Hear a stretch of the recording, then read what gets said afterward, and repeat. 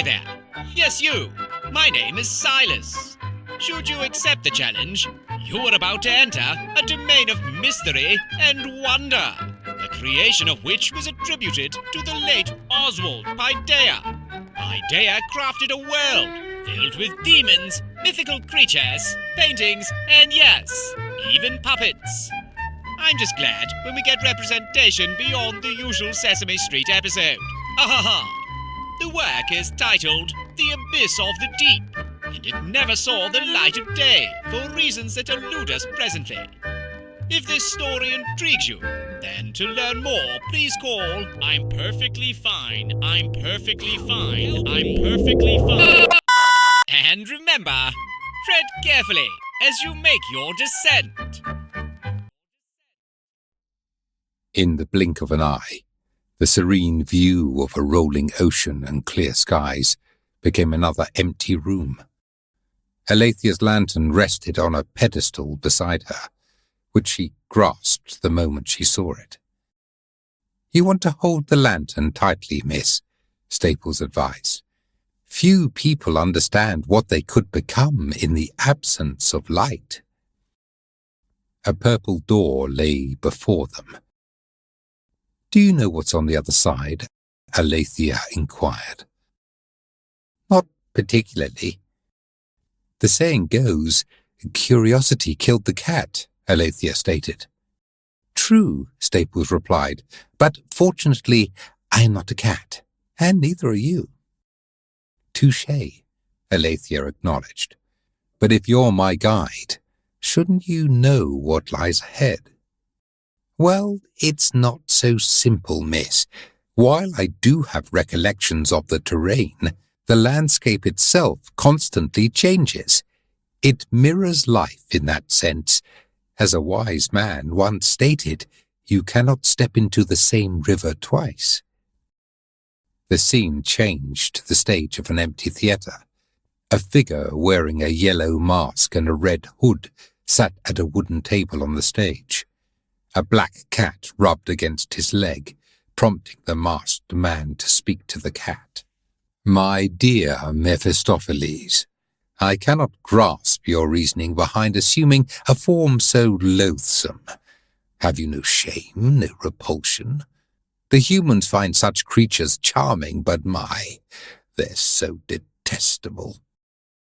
Mephistopheles the cat leapt onto the wooden table. "As expected of an amateur, hence your assignment to me," the cat stated without hesitation. "An amateur? Huh? Who then seduced that delectable morsel, the son of Edmund, to ruin? Surely not yourself." "Ah, yes," Mephistopheles replied, "because such a dainty is the finest cuisine the lowerarchy has ever known. Do you take me for a fool as well? Or is your taste as unrefined as your craft? Were I not committed to perfecting said craft, I would not stoop to suffer your foul tutelage," the masked one answered. "You seem to forget, Dolos, the trade secret of our kingdom. All things are useful to serve our father below," the cat asserted before grooming himself. "And do tell, what is the use in cloaking yourself in the guise of that which not even a human offspring would fear? How I despise those vermin greater still, brimming with potential for all the enemy would call virtue. Their laughter and enjoyment of the present makes my blood boil." Mephistopheles ceased his grooming. "But don't you see that therein lies our opportunity? The pleasures of youth, though not harmful in themselves, are useful in the hands of a competent tempter. The human's fixation on the pleasures become the net that would ensnare them, for such was the case with the puppet of perdition. I caught him young. He was so fixated on the temporal that when all was taken from him, he could do nothing but curse the rosy-fingered dawn that lighted upon his face. A man stitched together with strands of envy, bathed in resentment, and finally filled with emptiness is the kind of morsel that will never lose its flavor. He scarcely would wait another second for me to carry out the deal. His soul in exchange for power. What a bargain I struck. You are as fond of bargaining as you are of dodging my question, Dolus replied. I'm well aware of our duty as tempters to render our patients unaware of the obvious, but must you treat me in the same manner? An answer stated plainly is sufficient. Mephistopheles proceeded to lounge about on the table. Then he answered, It's to teach you the philosophy that undergirds our training. But given your thirst for immediacy, I have 2 words for you. Covert surveillance. Whilst you've been twiddling your thumbs, I've been observing the outsider from a distance. And why has she come here? If she came for the son of Edmund, then she intends to help him escape. Dolus rose to his feet. Over my dead body she might. Except you don't have a body, young tempter. You are a spirit. I'm well aware, Dolus asserted. It's what the humans call a figure of speech. Rest assured, though, if she believes all my striving will amount to nothing, she is a fool, same as him. When Aletheia and Staples walked through the door, they entered what looked like a museum. Art pieces of differing sizes and forms lined the pale hallways. Most were paintings of intricately designed scenery, and some were statues of divine beings such as angels. The statues were of pristine white marble, but the edges of their wings, faces, arms, and legs turned the colour of smoke, as though they were burnt, and their mouths opened as though they groaned from pain. They looked sad, Aletheia observed. The descent from heights so lofty into depths so low would mar the image of almost anyone, Staples answered. Yet they do not sorrow. This statue is but a monument to what the infernal spirits consider the injustice of heaven. Is heaven unjust? Aletheia inquired. It can often appear so, but far be it from me to speak for the ways of those above me. After all, on whose authority would I cast judgment? My own? Absolutely not. The pair perused the paintings as they traversed the gallery. These were not merely paintings, though they were worlds in and of themselves, each a reality entirely unique. Some depicted fields and hills stretching on forever, boats braving ocean waves, and many more besides. It was as if every scenario had a setting for the eye to enjoy, and for the mind to admiring my artistry. Aletheia whipped around, startled by the voice that came from behind her. She witnessed something in the shape of a person, yet could hardly be described as such. Its body was carved from wood, like one of those abstract figurines you'd place on the bookshelf. Yet it spoke and moved as though it were alive. Oh, I didn't mean to startle you, the figurine said. My name is Mulciber. What's your name? Aletheia, she answered. A lovely name. What brings you to my gallery? Your gallery? Aletheia inquired. Answering a question with a question will get you nowhere, Mulciber said. I'm looking for someone who has lost his way. He's a friend of mine, Aletheia stated. Strange that you would phrase it like that. This is where those who have found themselves arrive. What do you mean? Aletheia inquired. You presume that a lost man would be here when nothing could be further from the truth. A lost man knows not where he goes, nor where he lost himself. Those who come to us know their condition well. And what might that be? Staples interjected. Enlightenment, Mulciber said in response. Alethea glanced down at Staples, who appeared to be just as confused as her. Mulciber continued. They seek that old river of forgetfulness where anything they dream can be brought to fruition. What wise man would not? I suppose so, but I'd be correct to assume then that this is the river Leith? Alethea said. Mulciber approached Alethea, who took a step back. You say you seek your friend, but what if what you truly seek is not the friend on the river, but the river which the friend is on? Mulciber asked. Answering a question with a question will get you nowhere, she replied. Fortunately, I'm well aware of what I'm looking for. I'm here to find my friend and nothing more. He is the son of Edmund, whose name is Ignatius Abel. Neither Mulciber nor Alethea broke eye contact, as though they were testing the other's resolve. Finally, Mulciber stepped back and gestured with an outstretched arm towards the left hallway, where he looked and said, In answer to your question, this is the River Leith, and yes, your friend is here. Go down that hall, take a right, then a left. Oh, and give my regards to your friend when you find him. With that, Mulciber walked away. Once he was far enough away from them, Alethea had this to say. He knows what we're doing, so why didn't he intervene?